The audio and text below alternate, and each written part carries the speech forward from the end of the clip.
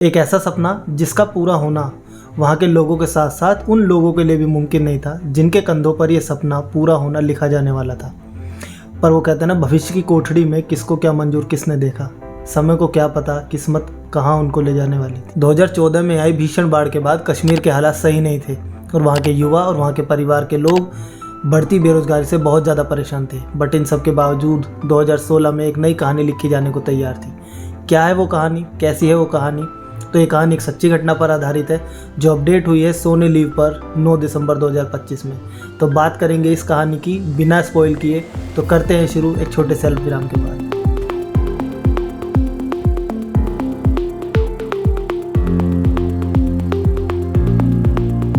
तो ये कहानी सिर्फ एक कहानी नहीं है और इसमें दिखाया गया खेल सिर्फ एक खेल नहीं है।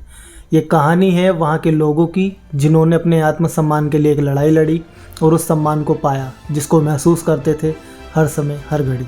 तो ये कहानी एक फुटबॉल क्लब की जिसकी नींव रखी गई थी 2016 में कश्मीर की बाढ़ के बाद, जिसमें एक आम पत्रकार ने जब ये सोचा कि वहाँ के जो कश्मीर के जो युवा हैं जो ना चाहते हुए भी अनजाने में या तो पत्थरबाजी में फंस जाते हैं या फिर वो ना चाहते हुए भी अनजान रास्तों पर या किसी आतंकी ग्रुप में शामिल हो जाते हैं। इसके अलावा उन्होंने ये भी सोचा कि कश्मीर के इन युवाओं को एक बेहतर रास्ता कैसे दिखाया जा सकता है खेल के जरिए और पुरानी कश्मीर की तस्वीर को कैसे बदला जा सकता है। तो कहानी शुरू होती है एक आम पत्रकार के जीवन से जिसका नाम है सोहेल, और इस सोहेल का जो रोल है वो निभाया है जिशान आयुब ने। जब वो अपनी जॉब छोड़ देता है और जॉब छोड़ने के बाद में एक सपना देखता है कि उसका खुद का एक फुटबॉल क्लब होगा जिसके जरिए वो कश्मीर के भटकते युवाओं को सही रास्ता दिखा पाएगा, उनको गाइड कर पाएगा और उनको एक बेहतर भविष्य दे पाएगा और एक नई सोच दे पाएगा और उसे पूरा करने में लग जाता है। और इस सपने को पूरा करने में उनका साथ देते हैं शिरीष केमू। शिरीष केमू का जो रोल है वो अदा किया है मानव कौल ने, जो कि एक शराब की फैक्ट्री के मालिक हैं।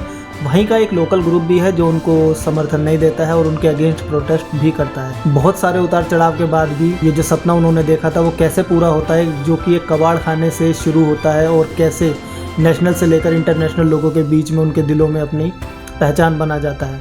बस ये सब पता चलता है इस मूवी देखने के बाद में। लगभग 5.5 घंटे की वेब सीरीज 8 एपिसोड के साथ में ख़त्म हो जाती है। कहानी में जितने भी किरदार दिखाए गए हैं वो किसी न किसी परेशानी से जूझते हुए दिखाए गए हैं।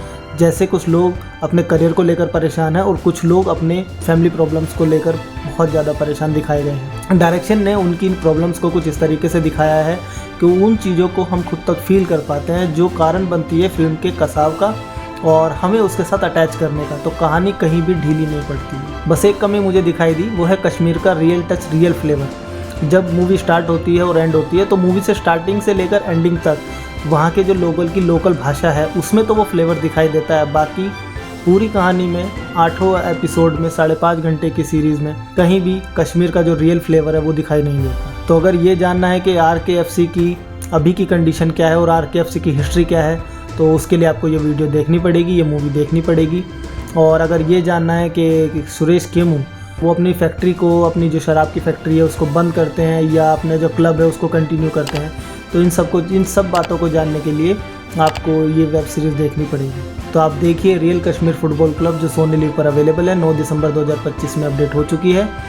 वन टाइम के लिए मैं रिकमेंडेशन कर सकता हूँ इसको कि हाँ आप वन टाइम के लिए इसको देख सकते हैं। बाकी अगर चैनल को अभी तक सब्सक्राइब नहीं किया है तो चैनल को सब्सक्राइब कर लीजिए, बेल आइकन को प्रेस करना ना भूलिएगा क्योंकि आने वाली अपडेट आपको उसी के तहत पता चलेगी। तो मिलता हूँ आपसे एक नई अपडेट के साथ में बहुत जल्द। अभी के लिए दीजिए मुझे इजाज़त। नमस्ते।